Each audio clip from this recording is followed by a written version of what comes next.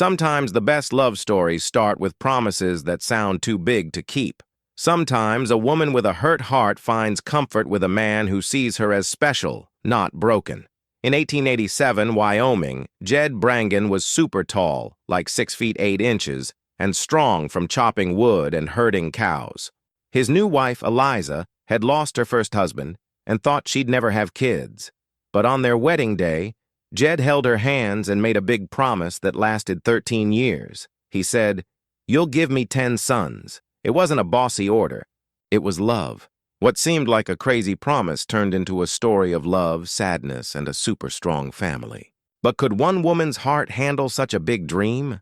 Before we go on, tell us where you're listening from. And if you like this story, hit subscribe because tomorrow I've got something really cool for you. Wyoming, in the winter of 1887, was a place where dreams either froze or shone bright enough to melt snow. Eliza Ray Brangen, still getting used to her new last name, stood by the frosty window of her new cabin, watching her husband of 3 hours chop wood in the dim light. Each swing of his axe made a loud echo like faraway cannons, and each piece of wood fell into a pile that would keep them warm all winter. She touched the cold window, her wedding ring glowing in the last bits of sunlight coming through thick clouds. The plain silver ring was Jed's mom's. He told her that morning when he put it on her finger in the little Bitter Creek chapel. It was worn smooth from years of tough frontier life, and that felt right. This marriage wasn't shiny or new. It was built on two people who knew love isn't just about feeling fluttery or sneaky kisses. Sometimes it's about standing strong together when life gets tough. The homestead papers were spread out on the kitchen table, with the official seal showing they owned 160 acres of hills, pine trees, and grazing land. Jed showed it to her after the wedding, his rough finger pointing out the borders of their new life. "This is where we'll build something forever," he said, his voice so sure it felt like he was born with it.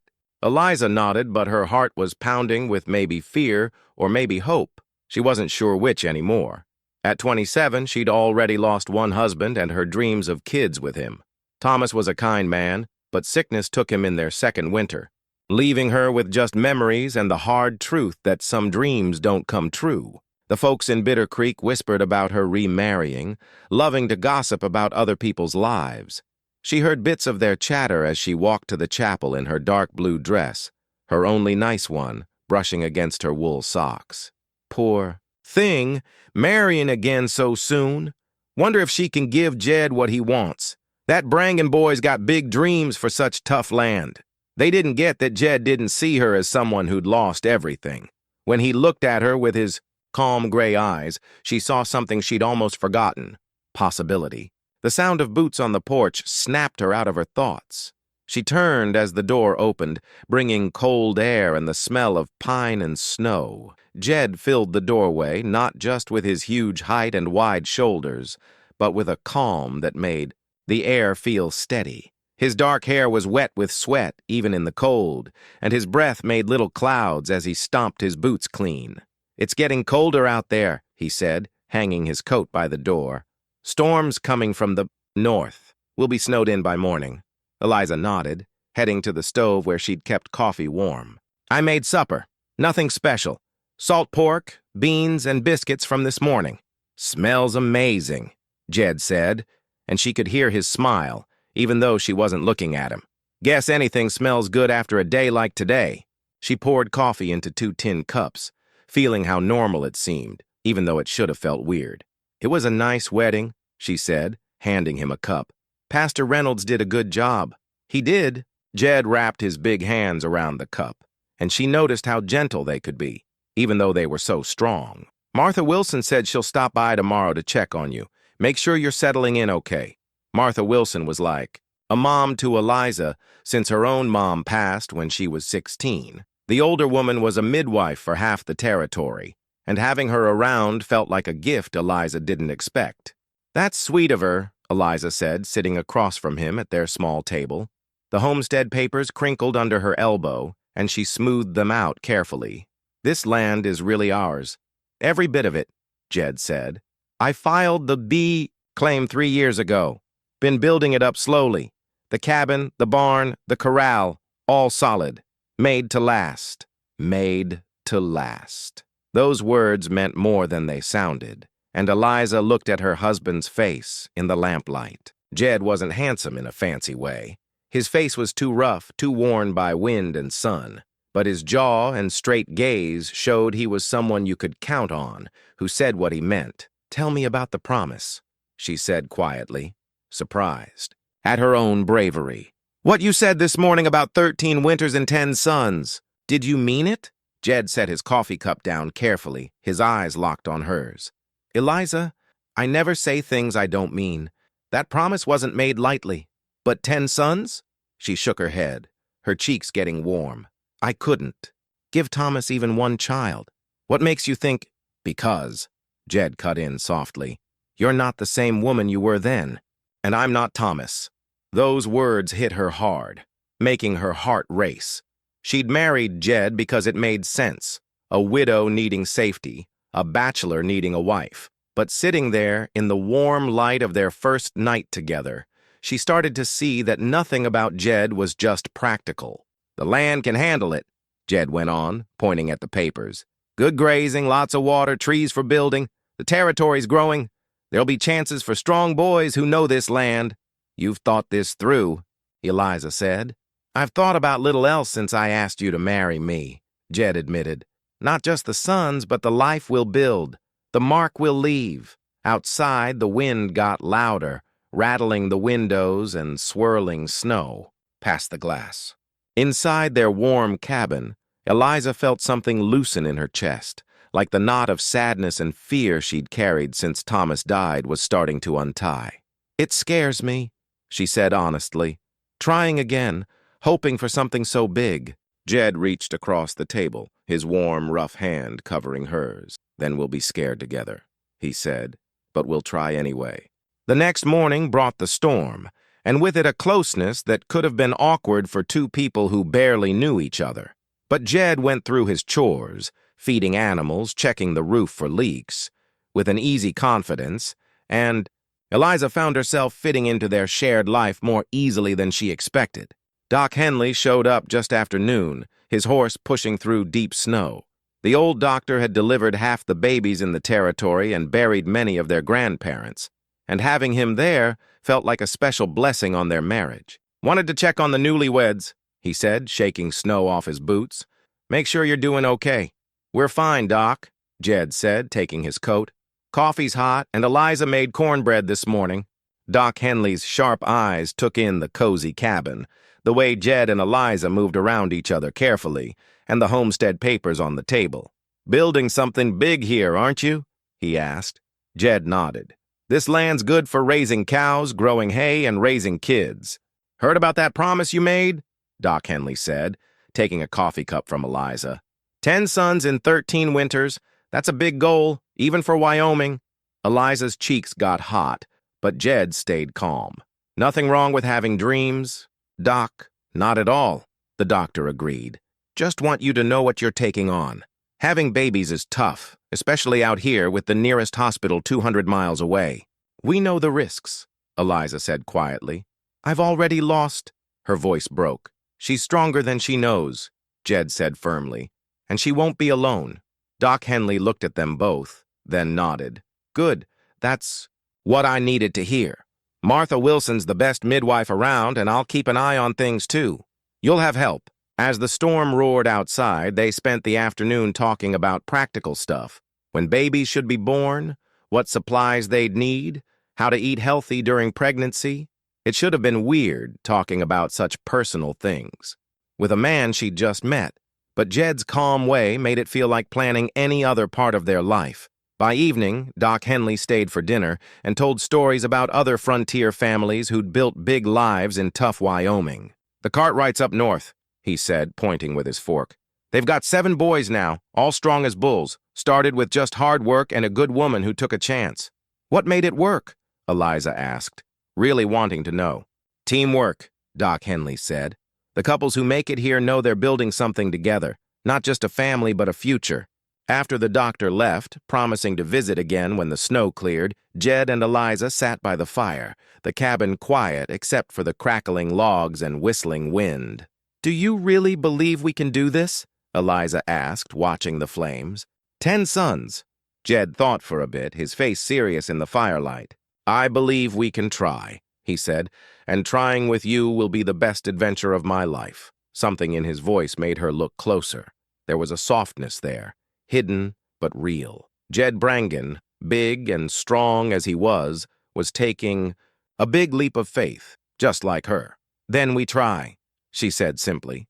Outside, the storm kept going, but inside their cabin, 2 people who started the day, as strangers, began the slow work of becoming a family. It would take 13 winters and more challenges than they could imagine, but that first night, with the homestead papers between them like a map of their future, they took the first step toward a huge dream. 6 months after that stormy first night, spring turned Wyoming from a snowy world to green hills with wildflowers. Eliza stood at the same kitchen window where she'd watched Jed chop wood on their wedding day, but now her hand rested on her slightly round belly, her heart full of both joy and fear. Tiny blue baby shoes sat in her lap, knitted by Martha Wilson, who'd brought them that morning. They were so small, made of soft wool, and they held all the hope Eliza dared to feel, and all the fear of losing it. "You're carrying well," Martha had said, checking her with gentle hands. "Strong heartbeat, good position. This baby wants to come." But wanting to come and surviving frontier life were different things. Eliza couldn't forget the small grave behind the church, where she'd buried her dreams once before. Thomas never knew about that first pregnancy. She'd lost it so early she barely had time to hope before it was gone. Hooves outside pulled her eyes to the window. Jed was riding fast across the pasture, his face worried. He'd been checking. Cows up north, but something was wrong. She watched him jump off his horse and march to the cabin with a serious look. "Eliza," he called, pushing through the door, hat in hand. "Pack what you need. We're going to town." "What's wrong?" She struggled to stand, her belly making it hard. "Found wolf tracks up north. A big pack.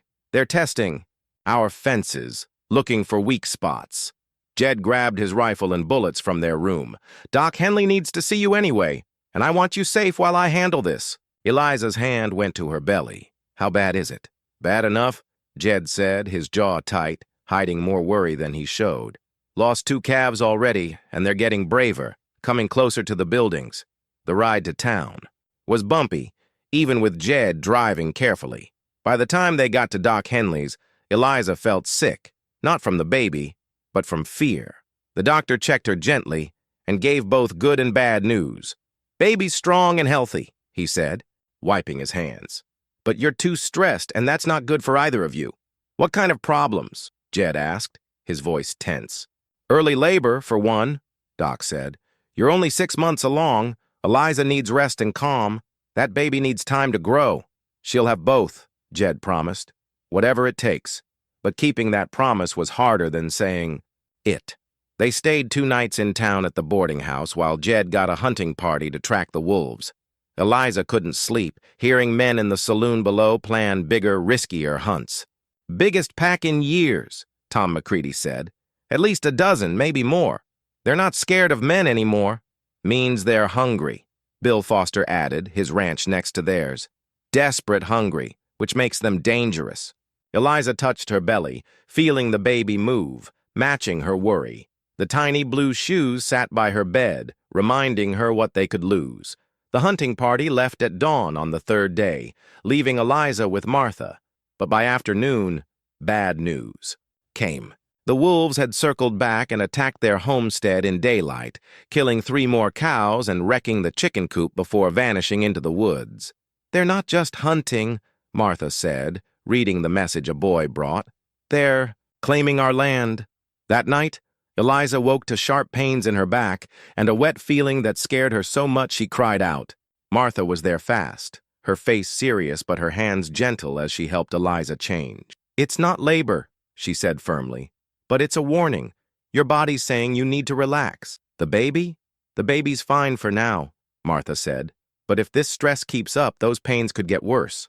When Jed came back the next morning, tired and empty-handed after the wolves outsmarted them, he found Eliza pale, clutching the blue shoes like they could protect her. Seeing her scared turned his frustration into something stronger. "We're going home," he said. "All of us. Jed, the wolves." "I'll handle the wolves," he said, his voice final. "But I won't let my wife and child live in fear. That's not the life I promised." The ride home was slow, with Martha there to check on Eliza. The homestead looked smaller, more open to danger against the huge territory around it. Jed worked through evening chores, checking every fence, lock, and gate twice. "Tell me about the baby," he said that night by the fire, their first calm moment since the trouble started. Eliza put his hand on her belly, and they felt a strong kick. "Doc says it's a boy," she said softly. "Strong and healthy like you promised." "The first of 10, Jed said, but his voice wasn't as sure as on their wedding day. It was tougher, tested. "He'll be born safe in his own home, with family." "You can't promise that," Eliza whispered. "Not with all this going on." Jed was quiet, his hand still on her belly where their son kicked. "Maybe I can't promise safety," he said, "but I can promise I'll fight for it every day. For you, for him, for all our kids." Outside, a wolf howled far away, and the baby kicked hard.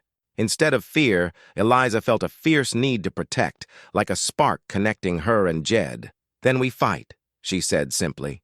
The next morning, fresh wolf tracks circled the cabin, and Eliza knew their peaceful start was over.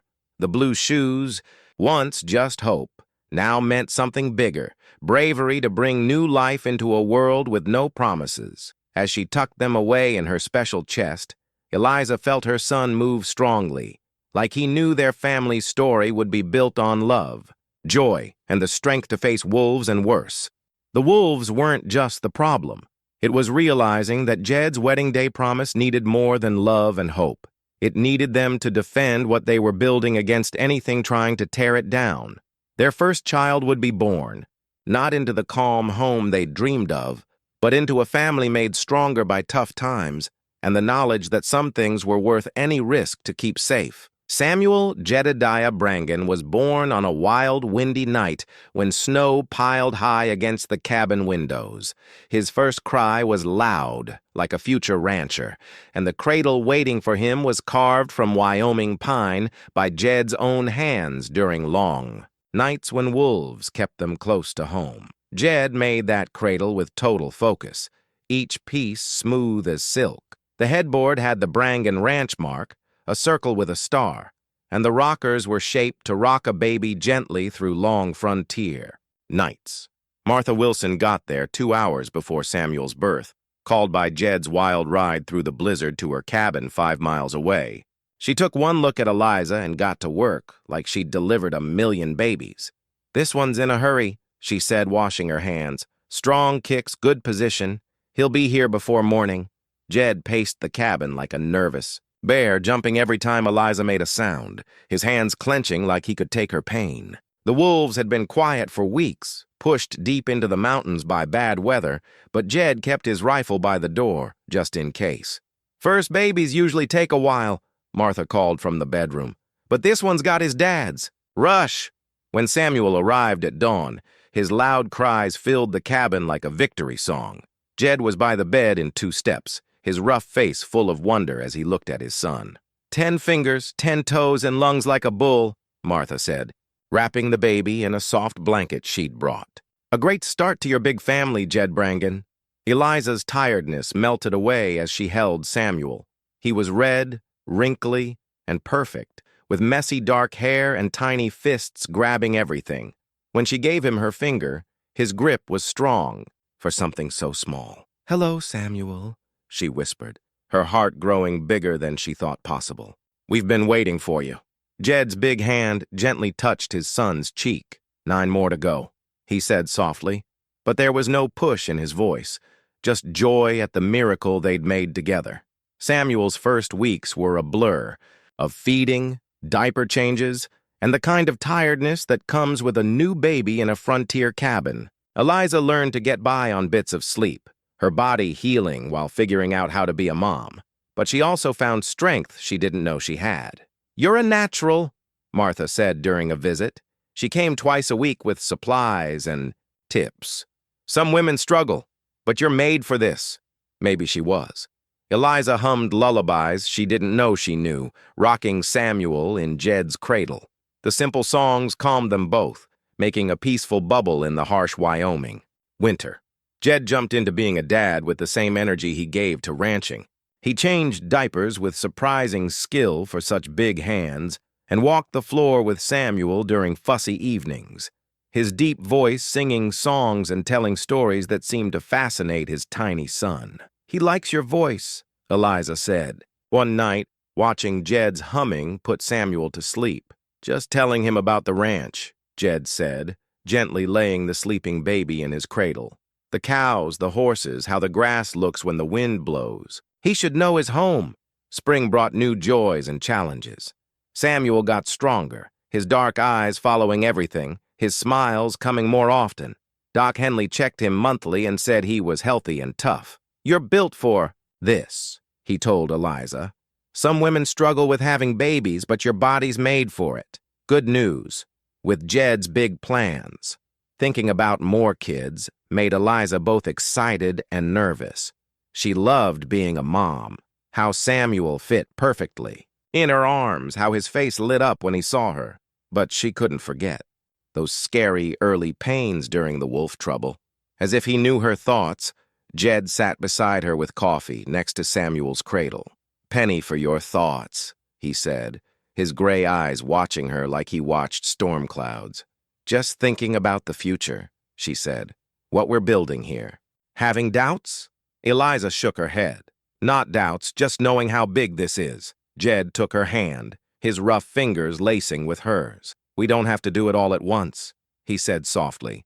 "One baby at a time, one season at a time. We've got 13 winters to keep that promise." Raising a baby on the frontier got clearer as Samuel grew. Eliza timed feedings around ranch work that couldn't wait, and Jed made time for Samuel's fussiest moments. They worked like a team, surprising themselves with how well they fit together. The McCready family visited when Samuel was 3 months old, bringing their kids from toddler to teen. Seeing their big, busy family gave Eliza a peek at what their future might be. "It gets easier when they're older," Sarah McCready said, holding her youngest while watching the others. "The big ones help with the little ones and they learn to be responsible early." "My oldest boy's been doing grown-up work since he was 14, Tom McCready added. "Ranch work builds character." As summer went on, Samuel started showing the stubborn independence that seemed to run in the Brangan family. By 4 months, he slept through the night, giving Eliza a break from constant tiredness. He loved ranch sounds, cows mooing, horses neighing, and especially Jed's voice giving orders to the workers. "He's gonna be a rancher," Jed said one afternoon, watching Samuel stare at the pasture. "Look how he watches everything, like he's learning how it works." "He's got time to decide what he wants," Eliza said, but she agreed inside. Even at 6 months, Samuel had his dad's focus and her determination. Their first wedding anniversary came, with Samuel sitting up and starting to wiggle like he'd soon crawl everywhere. Eliza marked the day by pulling out the blue shoes Martha knitted, now too small for Samuel's chubby feet, and tucking them away in her memory chest. 1 down, 9 to go, she thought. But watching Jed teach Samuel to clap hands, hearing her son's happy giggles, she realized counting wasn't as important as living. Each day brought little miracles and big responsibilities. She was starting to see that their big family would be built not just by having lots of kids, but by the love and strength they put into raising each one. The cradle was ready for the next baby, and Eliza felt the early signs of another pregnancy. For now, she focused on the miracle they already had, a strong, healthy son with his dad's determination and her love. Outside, Wyoming's wide land was tough, but full of chances. Inside their cabin, 3 people had become a family, and the first part of their big promise was written in sleepless nights and endless love. The family Bible sat open on the kitchen table, its leather cover smooth from years of use, its pages yellow with age and care. Eliza dipped her pen in ink and carefully wrote the second entry in their special record. Jacob Thomas Brangan, born October 15, 1889, 7 pounds 4 ounces, healthy and strong. 18 months had passed since Samuel's birth, and their second son arrived with less noise, but just as much joy. Samuel's loud cries had announced him to the world, but Jacob came quietly, looking around with serious dark eyes before deciding this world was okay to stay in. The two boys were so different. Samuel, now toddling with a mission to explore, had his dad's focus and energy. He'd spend hours watching cows, his little face serious as he studied the ranch hands. Jacob, small enough to fit in Eliza's arm, watched everything with calm patience. He didn't cry much, but when he did, you couldn't ignore him, even. At 3 months, his steady look made him seem wise beyond his age. 2 sons, Jed said one night by the fire, Samuel playing with wooden blocks at their feet, while Jacob slept in Eliza's arms. 8 more to go, but the counting felt less like a checklist and more like hope. Each birth made Eliza more confident in her body strength, and raising Samuel and Jacob taught them what kind of parents they wanted to be. The homestead grew with their family. A bigger barn replaced the old one, built to handle any Wyoming weather. An extra corral held their growing herd of cows, and 2 full-time cowboys helped Jed manage the ranch. "You're building an empire," Doc Henley said during a visit, watching Samuel chase barn cats like a tiny rancher. 10 years from now, this place will be totally different. "That's the plan," Jed said. "Every son needs a job. Samuel can handle cows. Jacob might be good at the business side. By the time they're grown, there'll be enough work for all." Eliza listened with pride and amazement. The shy widow who married Jed was turning into the head of a frontier family. She could run the house, watch 2 active boys, talk to Martha about medical stuff, and even do the ranch's books when Jed was busy. "You've grown into this life," Martha said one afternoon, watching Samuel try to teach Jacob how to stack blocks. "When I met you, you were so unsure, afraid to take up space. Now you're running a home, raising boys who'll be great men." It wasn't always easy. The winter when Jacob was born was brutal, with snow lasting into April and water barrels freezing solid for weeks. Caring for a newborn and a busy toddler while cut off from the world tested Eliza's strength, but they got through it, leaning on each other, and the growing certainty that they were building something bigger than any one storm. The family Bible became their anchor, its nightly readings giving comfort and structure, its record of births tying them to the future. Samuel's words grew fast, and after Mama and Papa, he said cow and horse, making Jed grin. He followed his dad everywhere, soaking up ranch lessons with a seriousness beyond his years. "He's got the knack for it," Jed said proudly, watching Samuel approach a gentle horse carefully. "See how he watches her? Moves slow and steady. You can't teach that. It's in him." Jacob, meanwhile, loved figuring out how things worked. Even as a baby, he'd stare at clock gears or shadows moving across the floor. Eliza thought he'd inherit Jed's planning brain. Neighbors started, treating the Brangans differently as their success showed. Tom McCready asked Jed about breeding cows, and Sarah McCready came to Eliza with questions about tough births, seeing her growing know-how as a frontier mom. "You're becoming the family others look up to," Pastor Reynolds said after church one Sunday. "That's a big responsibility and a blessing." Eliza nodded, feeling the weight of his words. As their family grew, they were becoming a model for other young couples starting their own big dreams in Wyoming. The 3rd winter brought trouble when Samuel got a fever that lasted days, keeping Eliza up with worry as she used cool cloths and herbs.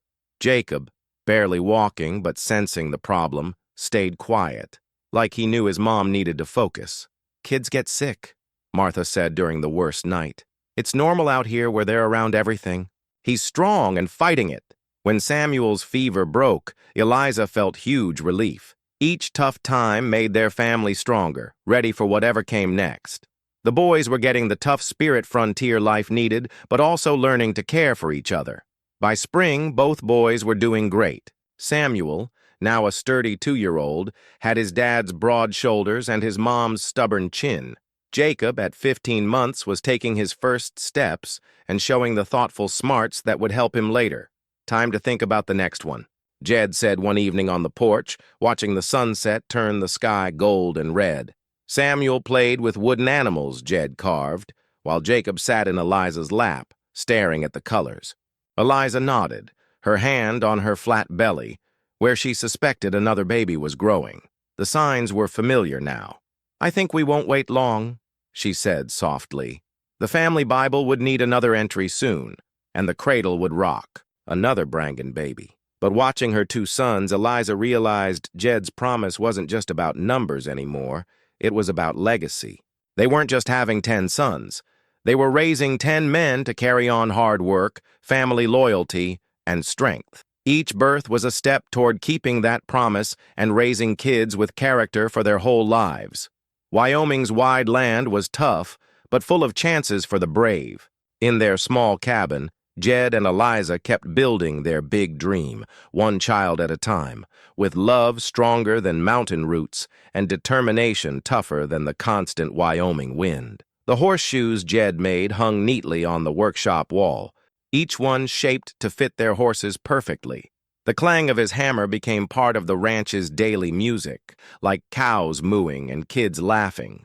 Eliza often matched her chores to the steady beat of Jed's work. "Papa's making music," 3-year-old Samuel said seriously, watching his dad shape hot iron.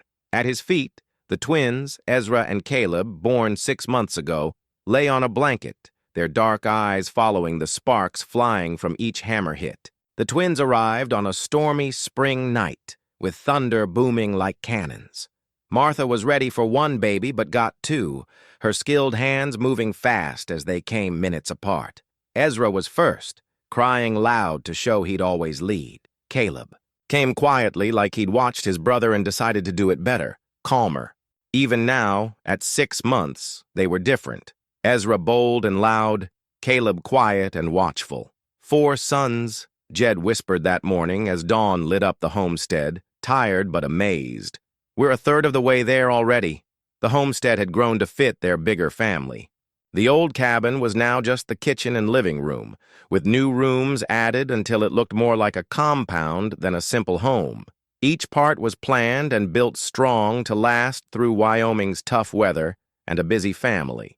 Jacob, now a sturdy 2-year-old, made himself the twins' protector and playmate. He'd sit by their blanket for hours, showing them shiny stones or singing silly songs babies love.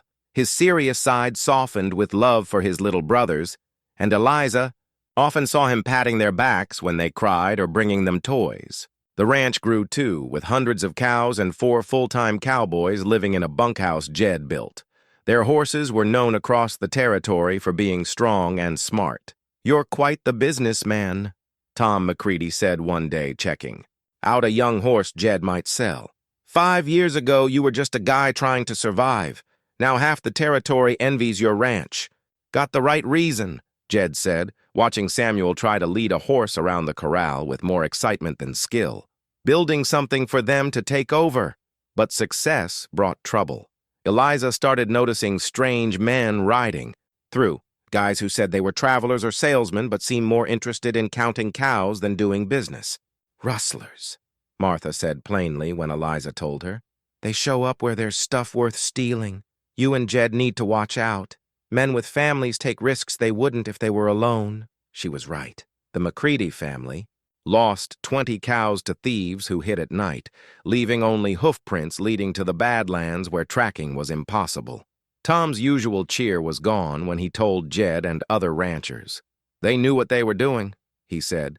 "Took the best cows, left the rest. Not random thieves, professionals." "What do we do?"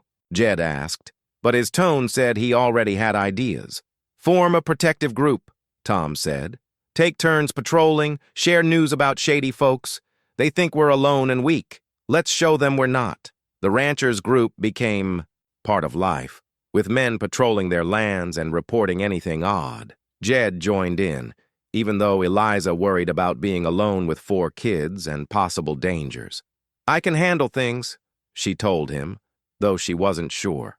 Samuel was old enough to help with small tasks, but Jacob was a curious 2-year-old, and the twins needed constant watching. Help came from Sarah McCready, who showed up with her daughter and a smart idea. "We wives need our own group," she said, putting her baby next to the twins. "We take turns staying with each other when the men are out, sharing work and worries." The women's plan worked as well as the men's.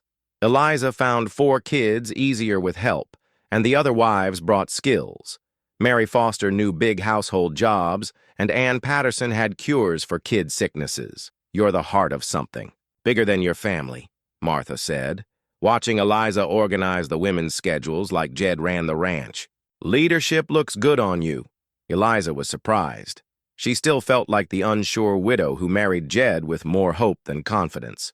But seeing her home, Samuel helping Jacob stack blocks, the twins napping, she saw Martha was right. By fall, their safety measures worked.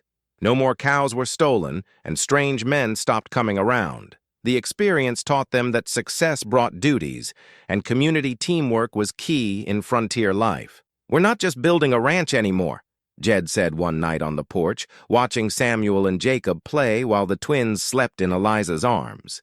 "We're part of a bigger community that looks out for each other." Eliza agreed, seeing their family's growth tied them to a wider world. The 10 sons wouldn't just inherit a ranch. They'd inherit a place in a community of families building futures together in Wyoming. The horseshoes weren't just tools now. Each one was made with care, built to give sure footing on rough ground, like the family and community they were creating, where every piece helped the whole. As winter came and the twins grew strong like all Brangan boys, Eliza thought about the 6 more sons to finish Jed's promise, and 6 more members of a community growing stronger each season. The forge's clang kept shaping not just iron, but the future they were all building together. Eliza's leather journal lay open on her desk, filled with her neat writing about the joys and pains of being a mom in Wyoming. Each pregnancy had its own section, each birth its story, each child his own notes, written in quiet hours after everyone was asleep. "Benjamin James Brangan," she wrote by lamplight, her hand steady despite feeling tired to her bones. "Born March 20th, 1892, after a hard 18-hour labor. Strong and healthy, with his dad's broad shoulders and maybe his grandpa's stubborn streak. 5 sons filled their home now, from Samuel, almost 6, to baby Benjamin, 3 months old. Between them were Jacob at 4, and twins Ezra and Caleb, nearing 3. She hadn't written about David yet, though he slept in the cradle by her desk. David's birth 6 weeks ago came after a loss that still hurt her heart.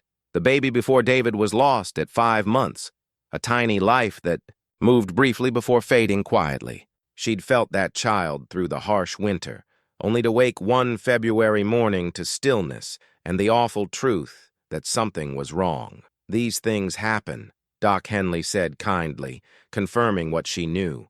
"Especially with so many pregnancies so fast. Your body needs rest." But Eliza's body seemed set on keeping Jed's promise no matter what.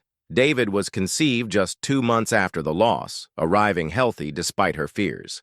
6 pregnancies in 7 years, Martha said bluntly after checking Eliza post-birth. "Your body's strong, but it's not iron. You need rest to see all 10 sons grow up." Eliza heard her, but couldn't say no to Jed's love, especially seeing how he cared for each boy, his face lighting up with every new one. But losing that baby shook her trust, not in God or Jed, but in her body's ability to carry every child. For the first time, the promise that felt like fate started feeling like a heavy load. "What are you thinking?" Jed asked softly, sitting by her desk. He'd been putting the older boys to bed, telling them ranch stories and reminding them about morning chores. Eliza set down her pen, looking at his tired, worried face. Running a ranch with 8 workers and raising 5 boys was wearing them, both out. "I'm thinking about the baby we lost," she said. "Wondering if I could have done something different, rested more, worried less." "Doc said you couldn't have changed it," Jed said, taking her hand. "Some things are up to God, not us." "I know," Eliza said, staring at the blank journal page for the child they never held. "But it makes me scared for the ones we haven't had yet. What if—" "We'll face whatever comes," Jed cut in gently. "Together, like always." Their home had changed to fit 5 kids, and frontier life. Samuel, old enough for real chores, helped mornings and watched his brothers during busy times. Jacob made himself everyone's helper, asking questions and offering ideas. The twins were opposites. Ezra always exploring, needing rescues from risky spots, while Caleb liked quiet tasks, sitting with Eliza or helping Samuel with easy jobs.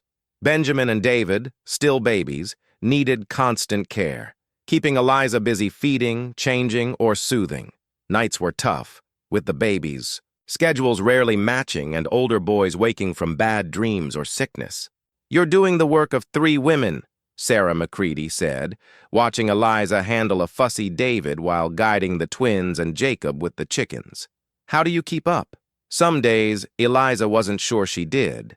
The house, even with new rooms, felt crowded with 5 boys and all their stuff. Clothes needed washing and mending, meals had to feed a growing crew, and the endless cycle of kid needs, doctor visits, learning, discipline, love, sometimes overwhelmed her.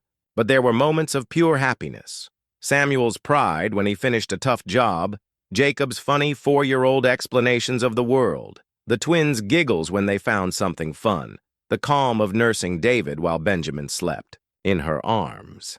"Look what we've built," Jed said one evening on the porch, watching Samuel teach the twins to throw a rope, while Jacob made up a game with rules only he got. 5 strong, healthy boys who'll grow into good men. 5 down, 5 to go, Eliza said, but the words felt less certain. The ranch kept growing despite family demands. Their cows now fed mining camps and towns across the territory, and Jed's horses were famous beyond Wyoming. The money gave their family security, but also more work to keep up their high standards. "You're one of the top ranchers around," Tom McCready said at a protective group meeting. "That makes you a target for thieves who want to take what you've earned." He was right. The Patterson Ranch lost 50 cows to rustlers in a planned night raid, showing they knew too much about the ranch. It left everyone feeling exposed, despite their patrols. "They're getting desperate or organized," Jed said grimly. "Either way, we need to be extra careful." The new worries added to Eliza's busy life. She checked locks more, jumped at odd noises, especially when Jed was on patrol. The older boys noticed the tension. Samuel asked why Papa carried his rifle more and why cowboys went in pairs. As fall came and David started showing the strong health of all Brangan boys, Eliza felt the signs of another pregnancy. It brought joy for the new baby and fear that her body might fail again. "Number 7, she wrote in her journal, hand on her flat belly. "Please, God, let this one stay." The journal held their whole journey toward Jed's big promise. The the wins, the loss, the happy times, and the moments when the weight felt too much. Each entry showed their fight to build something lasting in a tough land. One child, one day at a time, with love stronger than doubt and hope tougher than fear. Outside, the Wyoming wind rustled the changing leaves, hinting at winter and the endless seasons marking frontier time.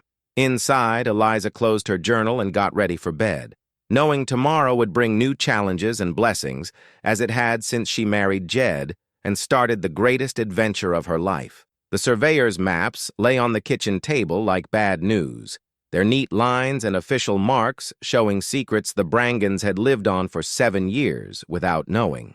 Joshua Michael Brangan, their 7th son, slept in his mom's arms. Not knowing his tough birth 3 days ago came with news that would change their family's future. "Silver," Jed said quietly, his finger following the survey marks covering their land like a rash. "These papers say we're on one of the richest silver deposits in the territory." The maps came with a man named Harrison Blackwood, who said he worked for the Consolidated Mining Company from Denver. He acted smooth, used to getting his way, showing up in a fancy suit while Eliza was still recovering from Joshua's birth. "These surveys were done last month," he said, spreading papers on their table. "Tests show big silver deposits. Under your grazing land, my company wants to pay you fairly for mining rights." But Jed's old job as an engineer let him read the technical notes. The silver wasn't just big. It could be one of Wyoming's largest deposits, and Blackwood's fair offer was way less than it was worth. "You worked in mining before," Eliza said, not asking. 7 years of marriage taught her to... Read Jed's face, and she saw he recognized something in the reports. Colorado, Jed said. 3 years as a mining engineer before I chose ranching. Saw too many men die in cave-ins and towns ruined by mining fever. That explained things Eliza had wondered about. Jed's knack for machines, how he planned their ranch buildings, the way he looked at mountains like he could see inside them. That's why you picked ranching, she said, getting it. You knew what mining does to places and families. Right, Jed said grimly. Mining companies come in, take everything valuable, and leave ruined land and broken towns. I wanted to build something that lasts for our sons' sons. But Blackwood's visit showed their choice might not be theirs. The maps showed mineral, rights older than their homestead claim, legal stuff that could override their land ownership. Blackwood was polite but clear. The company would mine, with or without them. Those men you saw sneaking around, Martha said when Eliza told her about the mining interest. The ones you thought were rustlers? Probably surveyors, mapping the silver and planning their moves. It started making sense. The strange men, fake cattle buyers, even bold rustling attempts. All tied to mining companies fighting for valuable land. Samuel, almost 8 and sharp like his dad, overheard the adults and got worried. Are they going to take our ranch, Papa? He asked one night as Jed tucked him in. Not if I can stop it, Jed said. But Eliza heard the doubt in his voice. The older boys felt the stress hanging over the house. Jacob made himself the fun director, creating games to keep the twins busy while their parents dealt with more suit-wearing men talking about mining rights and laws. Even the babies felt it. Joshua was fussier than his brothers had been. We could fight in court, Tom McCready suggested at a ranchers' meeting. Pool our money. Hire lawyers from back east who know mineral law. Courts side with mining companies, Bill Foster said. They've got government friends and influence. Small ranchers don't stand a chance. But Jed's engineering knowledge gave him an edge. Studying the maps, he found mistakes in the company's plans that showed their legal claim wasn't as strong as they said. These surveys break territorial law, he told the ranchers. They were done wrong. Without telling landowners, we might win if we can prove it. That news fired up their fight, but it also made things worse. Blackwood's visits got less friendly, with hints of powerful friends and warnings about ranchers who fought legal mining. Your family's safety isn't something to risk, he said, eyeing their 7 boys. Mining camps bring rough men who don't respect property or people. The threat scared Eliza, but it also made her more determined. These men saw their family as a problem to get rid of, not people with rights to land they'd worked for 7 years. We're not leaving, she told Jed that night by Joshua's cradle, watching their newest son sleep. This is our home, our kids' future. We'll fight for it. Fighting could cost everything, Jed warned. They've got money and connections we don't. Then we'll find our own, Eliza said firmly. We're not the only family in this fight, and we're not helpless. The next morning brought new friends when Pastor Reynolds arrived with news that mining companies were targeting churches and schools, claiming mineral rights that would force whole towns to move. Church and school leaders were fighting back with resources and connections that matched the ranchers' know-how. This isn't just about our land anymore, the pastor said.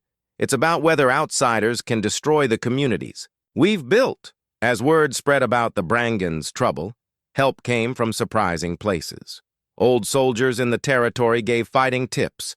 Local officials, annoyed by outside companies, offered legal help. Even some miners who'd seen their towns ruined by bad mining shared company secrets. We're not just fighting for our ranch, Eliza realized as support grew. We're fighting for families like us to build lasting homes here. The surveyor's maps, once bad news, became tools to fight back.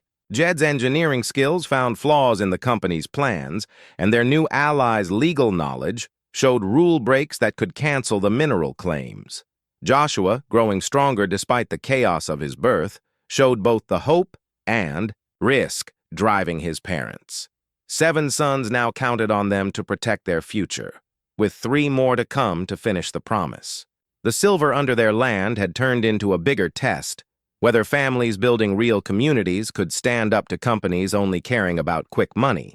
The outcome would decide not just the Brangans' future, but what kind of place Wyoming would be as it became a state. The map stayed on the table, no longer scary, but proof in a fight for the rights of families to the land they'd claimed, worked, and defended against nature and people.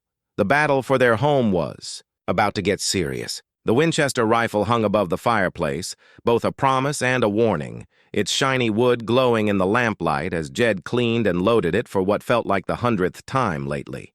Nathan Peter Brangan, their 8th son, slept in the cradle nearby, his calm breathing so different from the tension in their home, like smoke from a far-off fire. 3 months had passed since the mining company's legal fight started for real, and the Brangan Ranch was now the center of a big territorial battle over whether homesteaders or big companies would win. The older boys knew something huge was happening, even if they didn't get all of it. "Papa's going to court again tomorrow," Samuel told his brothers at the kitchen table, doing their schoolwork. At almost 9, he'd made himself the explainer of grown-up stuff. "To fight the bad guys who want to dig holes in our land." "Why do they want holes?" Jacob asked, his 6-year-old brain not getting why anyone would dig for money, not need. "Because there's silver under our fields," Samuel said, sounding like he'd heard too many adult talks. "But Papa says digging it up will ruin the grass and kill the cows." The court fights were the center of their lives now, with Jed going to Cheyenne twice a month to meet lawyers and talk to officials. The group of ranchers, church folks, and community leaders had grown strong, but the mining companies fought, back with more pressure and trickier legal moves. Eliza had taken on jobs she never expected when she married Jed 8 years ago. With him away for court, she ran the ranch, worked with cowboys, decided on cattle sales, and kept up the community, ties helping their fight. "You're holding everything together," Martha said, watching Eliza juggle the house, legal plans, and 8 boys like a general. "Jed's fighting in court, but you're keeping the rest running." That was true, but there was more. Eliza had become the emotional rock for a community under attack. Other ranch wives looked to her for advice, their kids played with her boys during planning meetings, and her kitchen was like a headquarters for the fight. Aaron James Brangan was born into this tense time 2 months ago, healthy like his brothers but with an alertness that stood out, even for a Brangan baby. At 2 months, Aaron already seemed to notice the big changes around him. 9 sons, Jed whispered, holding Aaron for the first time, tired but amazed. 1 more to finish the promise. But the numbers mattered less than saving their family's future. The mining companies weren't just threatening their land. They were challenging the whole idea of lasting homes and communities in Wyoming. The crisis got real when the mining company brought in equipment and workers, ignoring the ongoing court fights. Survey stakes popped up overnight, marking spots for mines that would destroy ranches, churches, and schools built over years. "They're trying to start work before the courts decide," lawyer James Morrison explained. "If they get mines running, they'll say stopping them hurts the economy more than letting them go." The plan was sneaky but smart, and it pushed the homesteaders to think about stronger ways to fight back. Younger men talked about wrecking equipment or facing the company directly, while older ranchers wanted to stick to court. Jed was torn. His engineering know-how told him how to stop mining machines. But as a dad, he couldn't risk leaving Eliza and 9 sons without him. The rifle above the fireplace showed that struggle, a tool to protect what the law might not. "What are you thinking?" Eliza asked one night by the fire, Aaron nursing quietly while the older boys slept. The house felt charged, full of both danger and possibility. "I'm thinking about our sons," Jed said, his eyes moving from Aaron to the ceiling where 7 boys slept. "What kind of place they'll get if we lose this fight. And if we win, then they'll get something worth having," Jed said. "Land that's really theirs, communities built to last, knowing their parents stood up for what's right." The next morning brought news that forced them to act. Tom McCready rode up at dawn saying mining company men had taken over the Patterson Ranch overnight, claiming mineral rights beat homestead claims and telling the family to leave in 24 hours. They had official papers, Tom said grimly. "Bill Patterson's family is packing and heading to his brother's in Colorado." The eviction shocked the ranchers and fired up their fight in a way months of court hadn't. If the company could take one ranch, no one's home was safe. "This is it," Jed said at an emergency meeting. "They're not pretending it's about law anymore. It's about power, and whether we'll defend what's ours." That night, Jed took the rifle down, cleaned and ready for whatever came. But he also spent hours studying engineering papers and surveys, their best legal weapons. "We're not just saving our ranch," he told Eliza as they got ready. "We're saving the right of families to build homes here without fear of losing everything."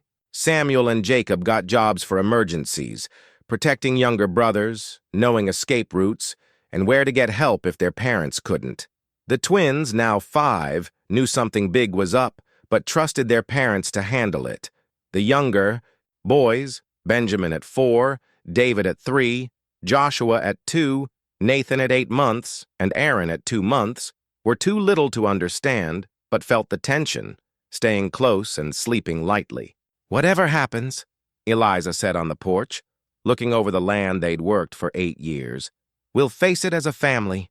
The rifle felt familiar in Jed's hands from years of hunting and protecting, but now it meant something bigger, not just guarding their home, but defending the community they'd built against people who saw it as just a way to make money. Dawn would bring the final test of whether homesteaders could stand up to big companies, whether the law would protect those who followed it, and whether Jed and Eliza's promise would survive their biggest challenge. 9 sons slept safely behind them, trusting their parents to keep their world safe. One more son was needed to finish the promise, but first, they had to make sure there'd be a ranch for him to call home.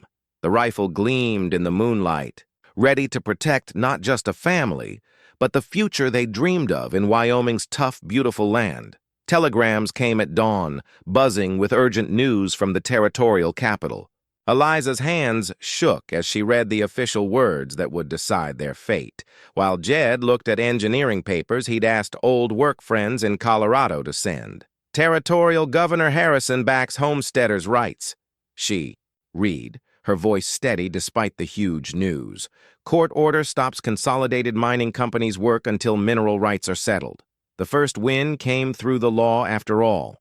Jed's engineering work tipped the scales. His deep look at the company's surveys showed they'd faked silver amounts to justify taking homestead land. They were running a scam, he told the ranchers gathered at dawn, taking good farmland with fake claims, planning to grab what little silver there was and leave ruined land and towns. But a court win in Cheyenne didn't matter if the company ignored it. By mid-morning, word came that mining teams were speeding up work, saying federal mineral rights beat territorial law. "Federal marshals are 3 days away," Tom McCready said grimly. "The company knows they've got that time to start. Work that's hard to undo." The fight Jed hoped to avoid was coming like a Wyoming blizzard. Samuel, old enough to get how serious it was, helped organize his brothers while their parents got ready. "Take the twins and little ones to the root cellar if shooting starts," Jed told his oldest. "Jacob knows the way to McCready's. Ranch if you need to run." But running wasn't Samuel's style, just like his dad. At almost 9, he had the Brangan stubbornness and his mom's fierce need to protect. "We're not leaving our home, Papa," he said firmly. "This is where we belong." The first big clash came at noon, when 12 armed men with mining company badges rode up, demanding access to survey gear in the barn. Jed met them in the yard, rifle in his arms, ready but calm. His engineering mind sized up their setup. "You're trespassing," he said coolly. "Court order stops mining work until the law's settled." "Federal law beats territorial law," the lead man said, tough and used to scaring people. "We're here on government business." "Show me the federal papers," Jed said. When they couldn't, he knew they were bluffing with company backing, not real law. The standoff could have turned bad, but help arrived. The ranchers group had planned ahead, and soon 24 armed homesteaders surrounded the ranch, ready to back Jed. "Lots of federal agents for a small job," Tom McCready said, holding his rifle like the old soldier he was. "Seems overkill." For a survey, the company men were outnumbered by ranchers who knew the land and had everything to lose. After a tense hour of threats, they backed off to regroup. "First round to us," Bill Foster said, but he knew they'd be back with More men and gear. The win was quick and practical.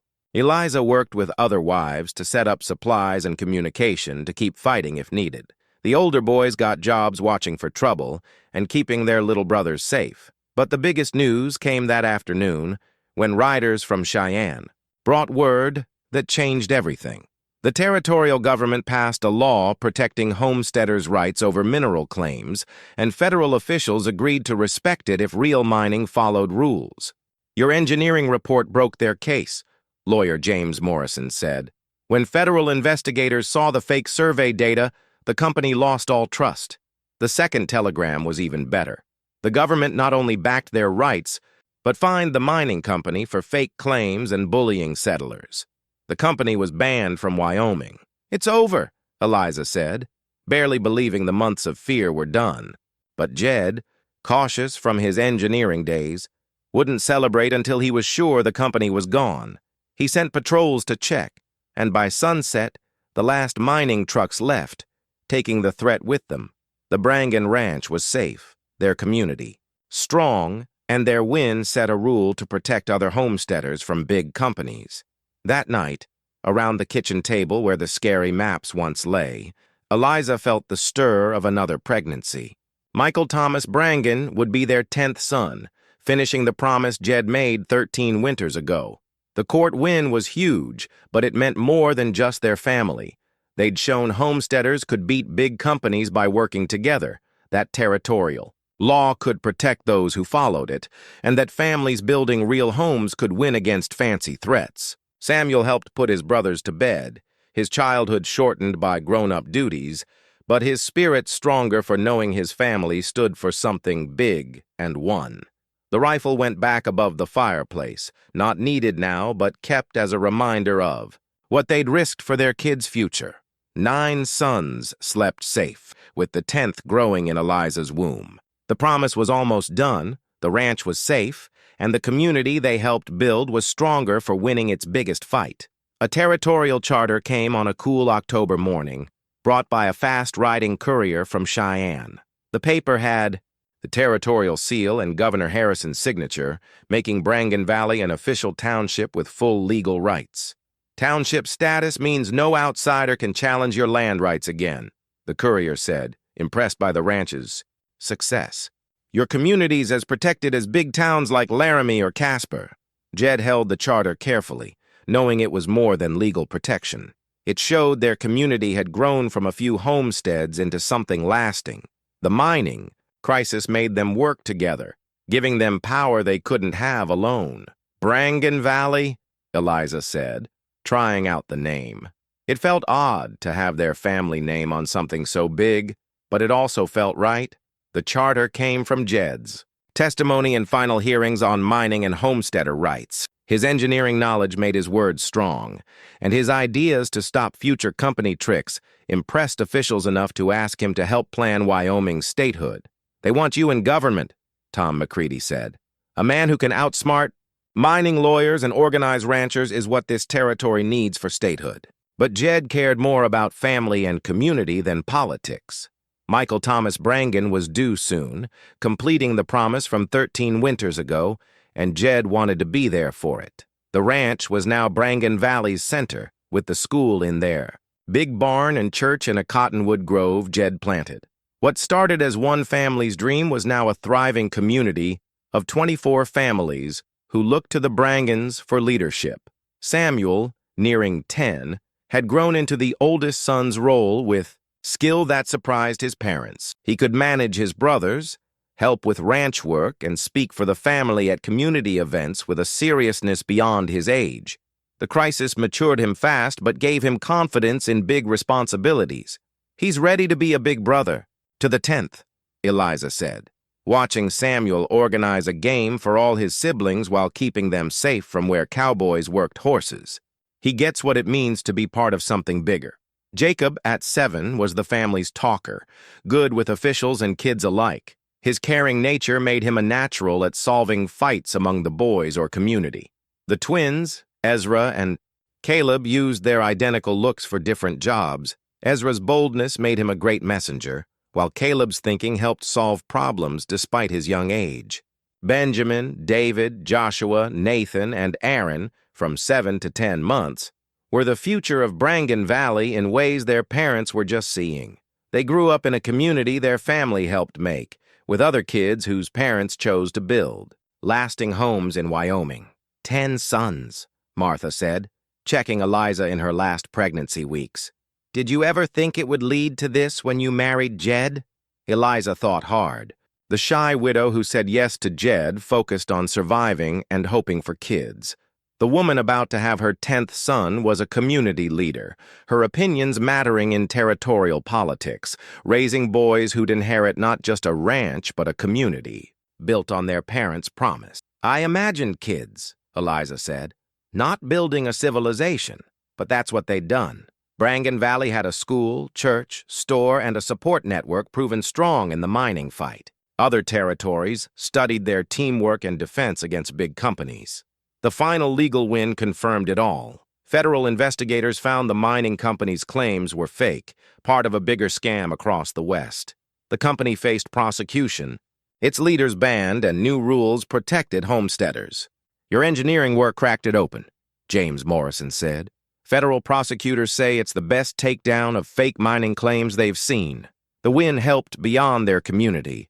Other homesteaders used Brangan Valley's methods to fight bad claims, and territorial law now protected settled families. Michael was born on a frosty November morning, with frost on the windows and the older boy's breath clouding as they did chores. Martha, staying a week, brought comfort for Eliza's last pregnancy. Strong and healthy, Martha said, as Michael cried loud like all Brangan babies. 10 pounds even, with lungs for politics if he follows his dad. Jed held his 10th son with the same wonder as the first, but also a sense of finishing something huge. The promise from 13 winters ago was kept through love, loss, strength, and community building bigger than they'd dreamed. 10 sons, he said softly, full of pride and amazement. 13 winters, just like I promised. But the numbers mattered less than what they meant. Each son was unique. Each birth strengthened their family and community, and their work made history. In the territory, the charter making Brangan Valley a township was the biggest symbol of their work. It protected their community legally and showed they'd set a model for teamwork and fighting big companies. Samuel helped plan a party for Michael's arrival, and the promises end, with neighbors knowing they were seeing history, a promise that seemed impossible but became the base for a thriving, safe community. The old cabin, where Jed and Eliza spent their first winter, was now the township's office. Its rooms changed to handle community work. The homestead deed that marked their land rights had grown into the charter protecting all their neighbors' futures. 10 sons, 13 winters, one impossible promise kept through strength, love, and knowing the best wins need not just one family's work, but a community's shared values and commitment to lasting homes in a tough, rewarding land. The family photo sat proudly on the mantel, taken at Michael's first birthday, showing all 12 Brangans in their best clothes. 13 winters had passed since Jed's big promise, and the picture proved some dreams, no matter how huge, could come true with love, strength, and total commitment. Eliza looked at it while making breakfast, amazed at what they'd done. The woman in the photo wasn't the unsure widow who married Jed in a cold chapel long ago. This woman stood tall beside her husband, with 10 sons whose faces showed strength, smarts, and character built by growing up in a family that expected greatness but gave endless love. Samuel, almost 11, was tall and broad like his dad, serious and ready for his role as oldest. He could run ranch jobs, lead his brothers, and speak for the family at community events with a maturity that impressed adults in Brangan Valley. Jacob, nearing 9, was the family's talker, good with officials and kids, his caring nature making him a natural leader in a different way from Samuel. Both parents saw he'd likely follow Jed into territorial politics as Wyoming neared statehood. The twins, Ezra and Caleb, used their identical looks for different roles. Ezra's bold spirit made him a great messenger and scout, while Caleb's smart brain was good for ranch business math. Benjamin, David, Joshua, Nathan, Aaron, and baby Michael were the future, growing as citizens of Brangan Valley with other kids whose parents built lasting homes. 10 sons, as promised, Jed said softly, joining Eliza at the window, watching. Their boys do chores like a well-oiled team. But we built something way bigger than I thought when I made that promise. Their family turning into the base for a whole community surprised them, though it made sense. The strength to raise 10 sons in tough conditions naturally grew into protecting neighbors with the same dreams. Brangan Valley now had 37 families, a real school, a church for 3 faiths, and businesses for most needs. The charter kept them safe legally, but the real strength was the teamwork holding them through good and bad times. The mining crisis showed their teamwork worked. When outsiders threatened homesteads, their united fight saved their land and set rules protecting others across Wyoming. Other communities are copying us, Martha said, watching Michael take his first steps while his brothers cheered. Officials say the Brangan Valley model is studied in Montana and Colorado. The praise was nice, but Jed and Eliza focused on raising their sons and keeping their community strong. Each boy had his own interests, needing personal care while adding to the family's success. Samuel was great at cattle breeding and ranch work, handling jobs tough for grown men. Jacob's talking skills helped as the family's role grew, and leadership needed understanding politics. The younger boys had their own talents. Ezra knew local land and weather. Caleb was a math whiz for business. Benjamin liked machines, maybe following Jed's engineering, while David was great with horses. Joshua, Nathan, Aaron, and Michael were too young to know yet, but all showed the smarts, strength, and character of their brothers. They grew up in a stable community with schools and friends to prepare them for any future.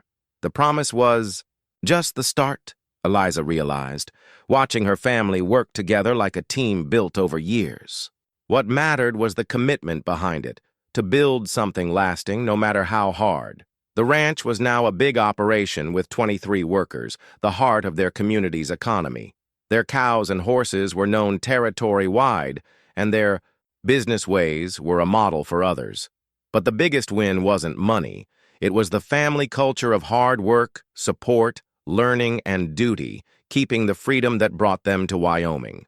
The older boys talked about their futures, showing they understood their opportunities and duties.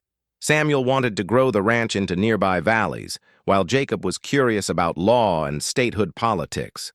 "We'll all stay close," Samuel said at a family dinner about future plans. "This is our home, our land, our community. We'll raise our families here, like Mama and Papa raised us." His brothers agreed, showing the Brangan family's influence would last beyond their generation.